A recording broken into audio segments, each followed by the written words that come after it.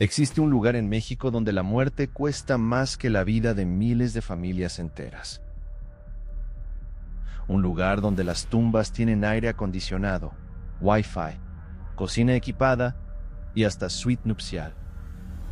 Donde criminales que mataron, torturaron y comandaron imperios de sangre descansan bajo mármol importado, vidrio antibalas y cúpulas doradas. Bienvenido a Jardines del Humaya, el cementerio más bizarro del planeta. Y lo que vas a escuchar ahora no es ficción. Es la historia real del lugar donde el narcotráfico decidió que ni siquiera la muerte debía ser barata.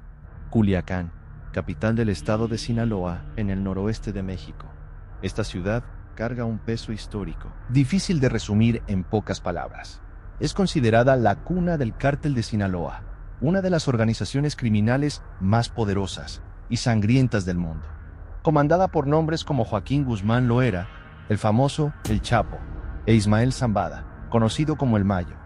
Fue en Sinaloa donde el narcotráfico mexicano nació, creció y se transformó en un sistema paralelo de poder, con sus propias reglas, su propia economía y, como vas a descubrir, su propia forma de lidiar con la muerte. En las afueras de Culiacán se encuentra un cementerio llamado Jardines del Humaya. A primera vista, no parece tener nada de especial. Un portón, una administración, calles internas organizadas como cualquier barrio. Pero cuando entras y caminas por las alamedas centrales, el paisaje cambia por completo. En lugar de lápidas sencillas, te encuentras con construcciones de 2 y 3 pisos. Mansiones en miniatura, hechas de mármol, cantería y vidrio espejado. Parece un fraccionamiento de lujo. Y de cierta forma, es exactamente eso lo que es. Solo que en lugar de familias vivas habitando ahí, lo que hay son cuerpos. Cuerpos de hombres que en vida levantaron imperios multimillonarios impulsados por cocaína, metanfetamina y violencia extrema. La historia de este cementerio empieza de una forma muy distinta a lo que llegó a ser. Jardines del Humaya fue inaugurado a finales de la década de 1960, más precisamente en 1969, con un propósito bastante convencional. Fue creado para servir como espacio de descanso eterno para la clase media alta de Culiacán. Empresarios, políticos, funcionarios públicos y sus familias. Un cementerio privado, elegante para los estándares de la época, pero nada extraordinario. Lo que nadie imaginaba era que, pocas décadas después, ese mismo lugar se convertiría en sinónimo de una de las expresiones más impactantes de la cultura narco en todo el mundo. El giro comenzó a finales de los años 80. Fue cuando un traficante local, conocido por vender marihuana en la región, fue enterrado ahí con una ceremonia y una estructura que llamaron mucha la atención. A partir de ese momento, otros nombres ligados al crimen organizado empezaron a elegir Jardines del Humaya como destino final. Y con el paso de los años, a medida que el cártel de Sinaloa acumulaba fortunas cada vez mayores, las tumbas fueron dejando de ser simples estructuras de piedra para convertirse en verdaderos monumentos. Hoy, caminar dentro de este cementerio es como visitar un museo grotesco del exceso. Existen mausoleos con capillas internas, capaces de recibir a 50 personas para misas y ceremonias religiosas. Existen tumbas con sistema de sonido integrado, alarmas de seguridad controladas a distancia, conexión Wi-Fi y hasta cámaras de vigilancia. Algunas tienen cocina completa para que los familiares puedan preparar comida durante visitas más largas. Otras tienen baños con acabados de hotel 5 estrellas. Y no faltan relatos de mausoleos equipados con televisión satelital, aire acondicionado central y vidrios reforzados, antibalas, porque incluso después de la muerte, el miedo a un ataque rival nunca desaparece del todo. Los valores de estas tumbas impresionan a cualquiera que los escuche por primera vez. Estamos hablando de construcciones que cuestan entre 400,000 y más de $1 millón. Para efectos de comparación, esto es más que el valor de una casa de alto nivel en varias ciudades del mundo. Y lo más perturbador es el contraste geográfico. Este cementerio de lujo está rodeado de barrios populares, donde familias enteras viven con una fracción mínima de ese dinero, en vida y en muerte. La desigualdad construida por el narcotráfico sigue ahí, expuesta, concreta, imposible de ignorar. Hablemos ahora de los nombres que hicieron mundialmente conocido a este lugar. Según diversos reportajes e investigaciones periodísticas, el mausoleo más caro de todo, Jardines del Humaya, pertenece a Arturo Guzmán Loera, apodado El Pollo.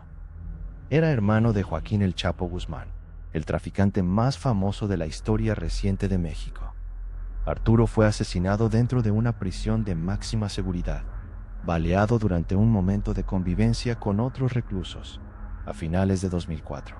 El valor estimado de su tumba supera el $1.200.000. La estructura tiene 5 edificios conectados, habitaciones estilo suite, balcones, aire acondicionado y vigilancia, las 24 horas. Un verdadero complejo funerario dedicado a un solo hombre. Justo detrás de él, en valor, está la tumba de Arturo Beltrán Leiva, conocido en las calles como el Barbas. Beltrán Leiva fue uno de los capos más temidos del narcotráfico mexicano, líder de una facción que rompió con el cártel de Sinaloa y desató una de las guerras más sangrientas de la historia reciente del país. Fue abatido en diciembre de 2009 durante un enfrentamiento directo con infantes de marina mexicanos, en una zona exclusiva de la ciudad de Cuernavaca.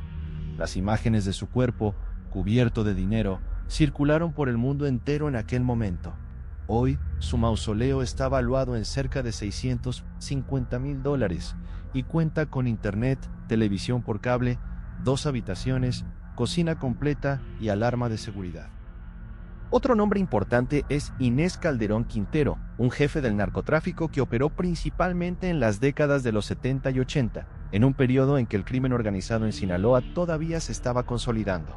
Su tumba está valuada en $550.000 y cuenta con una cúpula arquitectónica llamativa, además de seguridad dedicada, prácticamente como si fuera una residencia protegida. Después está Amado Carrillo Fuentes, uno de los nombres más legendarios del narcotráfico mexicano, conocido internacionalmente como el Señor de los Cielos, apodo que ganó por usar una flota de aviones para transportar cocaína a gran escala entre Sudamérica y Estados Unidos. Su muerte, en 1997, todavía genera teorías y especulaciones hasta hoy, ya que ocurrió durante una cirugía plástica realizada para alterar su apariencia y escapar de las autoridades. Su mausoleo está valuado en casi $500.000 y cuenta con una capilla interna con capacidad para 50 personas, usada hasta hoy para celebraciones religiosas. A su lado, descansa su hijo, César Carrillo Leiva, quien fue ejecutado en 2020.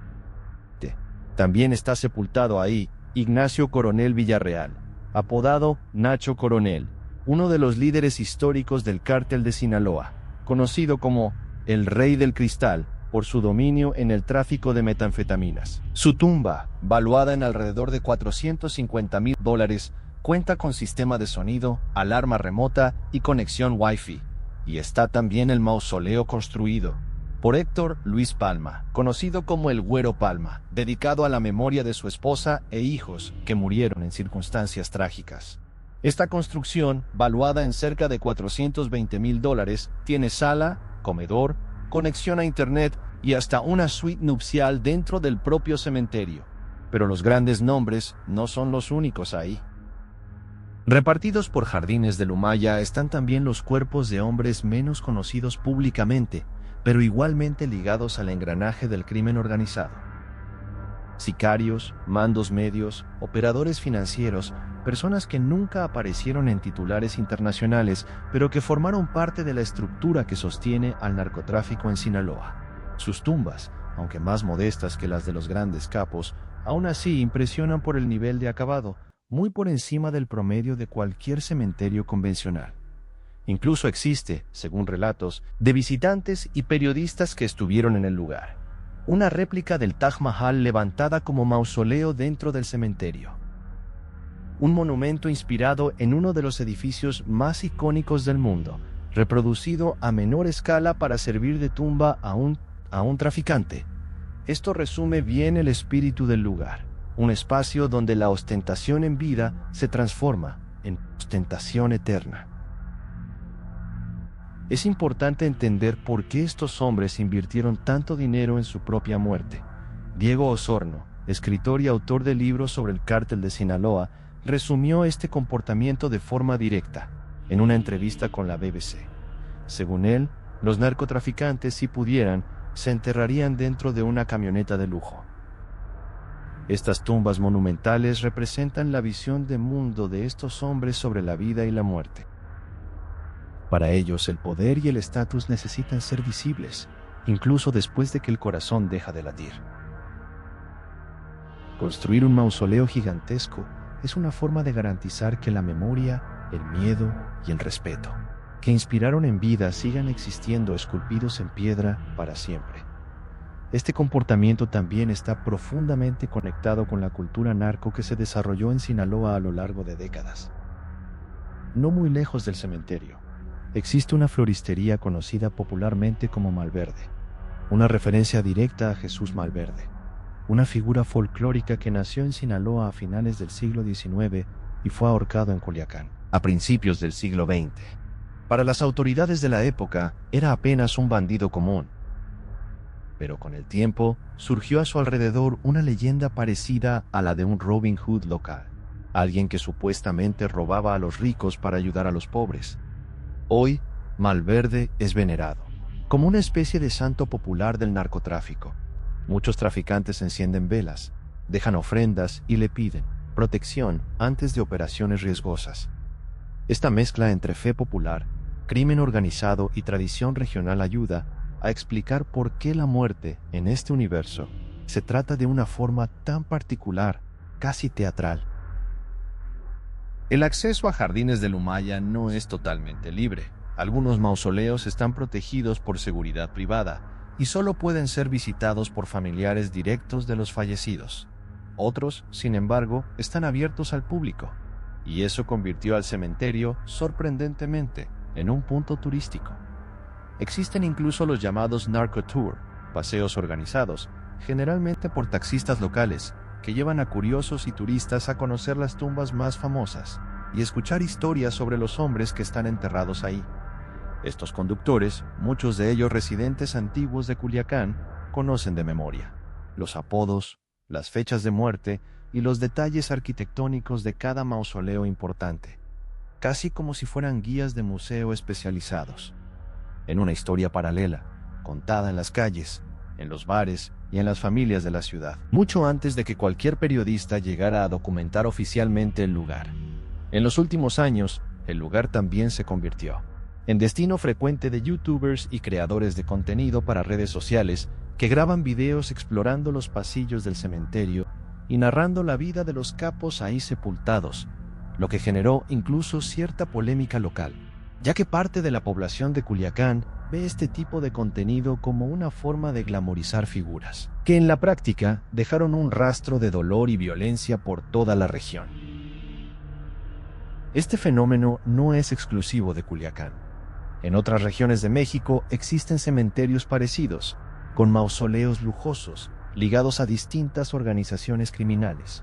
Y fuera de México, principalmente en Colombia, el mismo tipo de simbolismo apareció de otras formas. En Medellín, por ejemplo, está sepultado Pablo Escobar, uno de los narcotraficantes más famosos de la historia mundial, fundador del Cártel de Medellín. Curiosamente, su tumba es relativamente discreta comparada con los mausoleos mexicanos, pero el cementerio donde está enterrado se convirtió de igual forma en un punto de peregrinación para curiosos y turistas de todo el mundo, movidos por la misma fascinación oscura que atrae visitantes a Sinaloa. Volviendo a Culiacán, hay algo profundamente simbólico en la geografía de este cementerio. A pocos kilómetros de ahí, existen barrios populares donde viven familias trabajadoras, muchas de ellas ganando en meses el equivalente a una fracción mínima del valor de una sola tumba dentro de Jardines del Humaya. Mientras tanto, ahí dentro, mármol importado, capillas con capacidad para 50 personas y sistemas de seguridad dignos de residencias presidenciales protegen cuerpos que, en vida formaron parte de una de las industrias más violentas del planeta. Este contraste no es accidental. Es, en realidad, el retrato más fiel posible de lo que el narcotráfico representa para estas regiones. Riqueza extrema, construida sobre violencia extrema, conviviendo lado a lado con pobreza extrema. También existe un componente psicológico importante detrás de estas construcciones. Para muchos de estos hombres, la muerte siempre fue una posibilidad concreta y cercana. Vivir en el mundo del narcotráfico significa aceptar que, en cualquier momento, una bala, una traición o un operativo policial puede acabar con todo.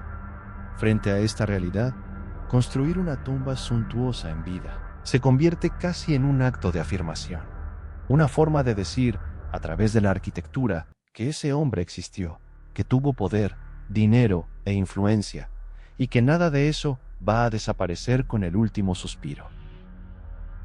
Por eso, muchos de estos mausoleos son planeados y construidos años antes de la muerte del propio dueño, como una especie de seguro contra el olvido. Periodistas que ya visitaron el lugar relatan una sensación extraña al caminar por los pasillos centrales del cementerio. Por un lado, el silencio típico de cualquier camposanto. Por el otro, una opulencia casi surrealista que parece fuera de lugar en ese contexto. Fotografías tomadas al atardecer muestran tumbas iluminadas por luces internas, con autos de lujo estacionados al lado, pertenecientes a familiares que aún visitan regularmente los mausoleos, manteniendo viva la memoria y también el mito de los hombres que ahí descansan. Otro detalle que llama la atención de quienes estudian este fenómeno es la propia arquitectura detrás de estos mausoleos. No existe un catálogo oficial, claro está, pero relatos de residentes y de profesionales de la construcción en Culiacán indican que existen empresas locales especializadas en este tipo de obra. Familias enteras de albañiles, carpinteros y vidrieros viven, literalmente, de la construcción de tumbas para el crimen organizado. Es un mercado paralelo, silencioso, pero extremadamente lucrativo, que sostiene parte de la economía de la ciudad. Encargar un mausoleo de estos no es como comprar una tumba común. Implica reuniones con arquitectos, elección de materiales importados, negociaciones que pueden llevar meses y, en muchos casos, pagos hechos íntegramente en efectivo, sin ningún rastro bancario. Este engranaje económico, casi invisible para quien está afuera, es otra prueba de cómo el narcotráfico no se limita a la venta de drogas. Irriga sectores enteros de la economía local, desde la construcción civil hasta la seguridad privada, pasando por la floristería y el turismo. Hablando de seguridad, vale la pena explicar mejor cómo funciona la protección de estas tumbas. Muchos mausoleos cuentan con sistemas de alarma, conectados directamente a empresas de monitoreo privado, las mismas que, en vida, protegían las mansiones y propiedades de estos traficantes. Cámaras de vigilancia, sensores de movimiento y, en algunos casos relatados por periodistas, hasta guardias armados que circulan por el cementerio en determinados horarios, cuando miembros de la familia visitan las tumbas.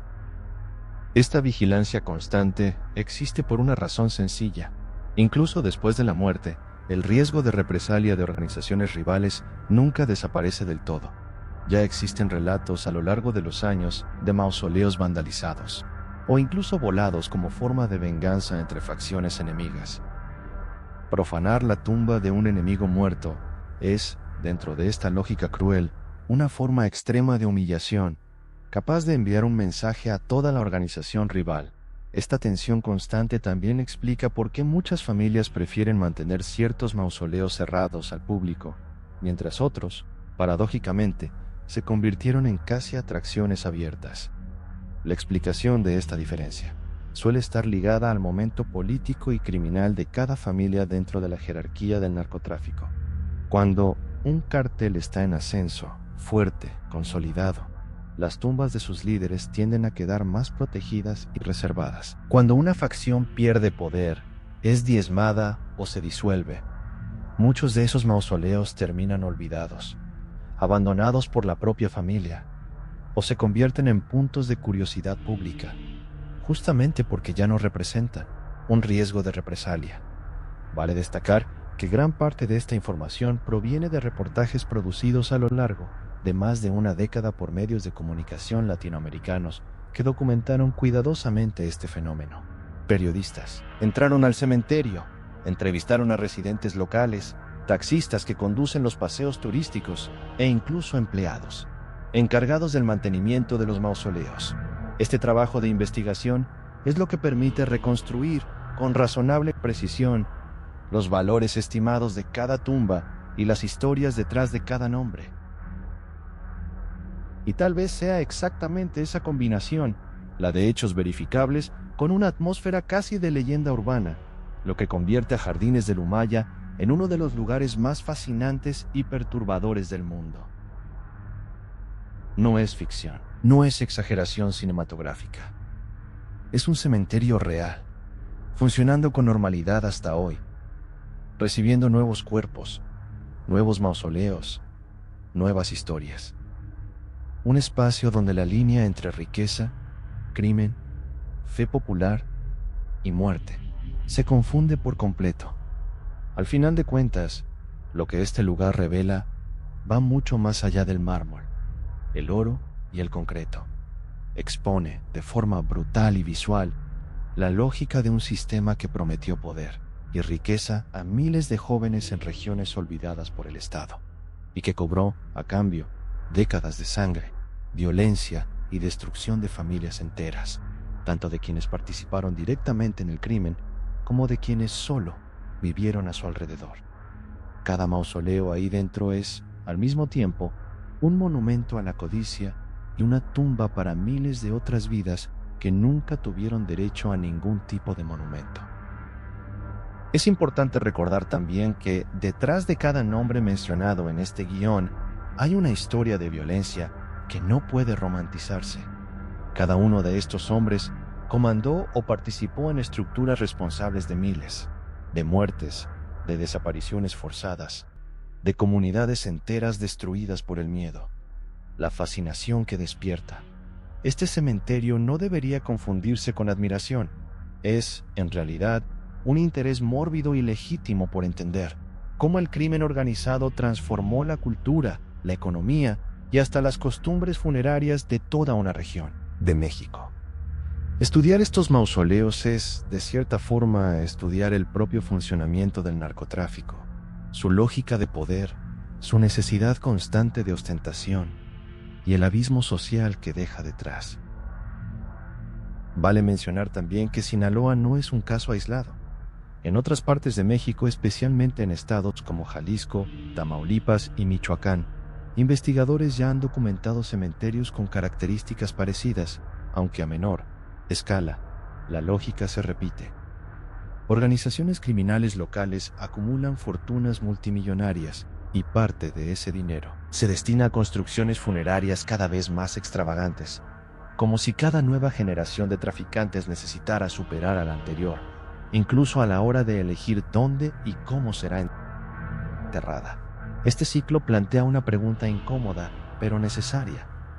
¿Por qué tanta gente joven, principalmente en regiones pobres y olvidadas por el poder público, sigue siendo atraída hacia este engranaje, aún sabiendo los riesgos? Parte de la respuesta está justamente en la imagen que el narcotráfico proyecta de sí mismo, una imagen construida a lo largo de décadas a través de música, ropa, vehículos de lujo y sí, también a través de estos mausoleos gigantescos.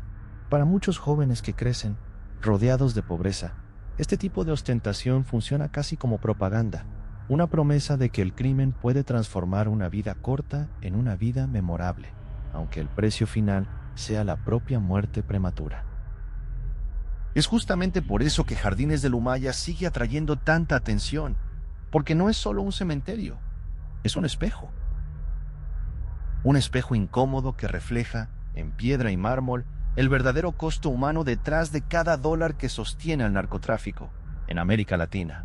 Un lugar donde la muerte se convirtió en vitrina y donde cada tumba cuenta, a su propia manera silenciosa, una parte de la historia más violenta y más desigual de la región.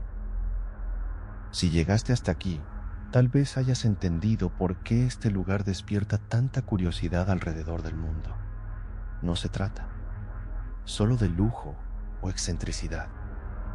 Se trata de entender, a través del mármol, el oro y el concreto, una de las caras más complejas y trágicas de la historia reciente de América Latina. Un lugar donde incluso después de la muerte, el poder del dinero sigue gritando más fuerte que cualquier otra cosa.